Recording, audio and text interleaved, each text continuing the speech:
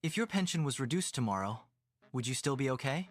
Most people believe retirement problems happen to other people. People who didn't plan. People who made mistakes. Robert believed that too. For 38 years, he did everything right. He worked hard, stayed loyal, trusted the system, until the day his pension was suddenly cut. This isn't a story about greed or bad choices. It's a story about trust, shock, anger, and the hard truth many American families discover too late. Robert Miller was 62 years old and lived in a quiet neighborhood in Dayton, Ohio. Not rich, not poor, just normal. He worked at the same factory since he was 24. Same job, same routine, same promise. His wife Linda was 59. She worked part-time at a local library and handled the home budget. They lived carefully. No luxury life. No risky decisions. Everything depended on one thing: Robert's pension. Robert felt confident about retirement. "The pension is safe," he said. "They've taken money from my paycheck for years." They expected about $2,850 every month. Not a dream life, but a peaceful life. Linda sometimes asked, "What if costs go up? What if something changes?" Robert always replied, "That won't happen to us." The letter came on a Tuesday morning. Robert opened it without fear. 30 seconds later, his hands shook. The letter said his pension might be cut by 30%. Linda read it slowly. "We'll manage," she said. But inside, Robert felt anger rising. "I gave them my whole life," Robert said loudly. "And now this?" That night, he couldn't sleep. His mind kept running. What if money runs out? What about medical bills? What if I never retire? Anger slowly became fear. At work, Robert learned something shocking.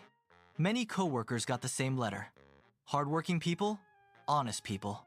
This wasn't only his problem, it was happening everywhere. Stress entered the house. Linda suggested help. "Let's talk to someone. Let's understand our options," Robert snapped. "So now it's my fault?" Linda replied calmly. "No, but ignoring it won't help." Silence filled the room. Then reality set in. Linda booked a free meeting with a financial advisor.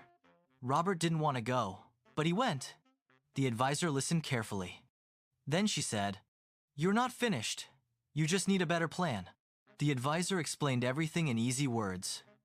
First, Social Security. When pension and Social Security were added together, the money was more than Robert expected. Second, timing.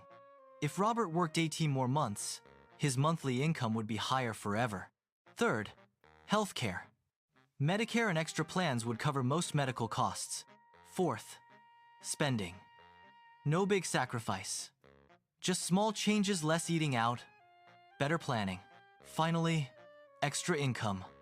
Not full-time work, just part-time or helping younger workers. Robert felt calm again. The problem didn't disappear, but now it was clear. On the way home, Robert said quietly, "I was angry because I felt helpless." Linda smiled and held his hand. "Now we have control." Robert retired at 64 instead of 62. The pension was smaller, but their confidence was stronger. Morning coffee stayed, fishing stayed. Peace returned. If you are working right now and depending on a pension, read your pension papers. Understand your Social Security.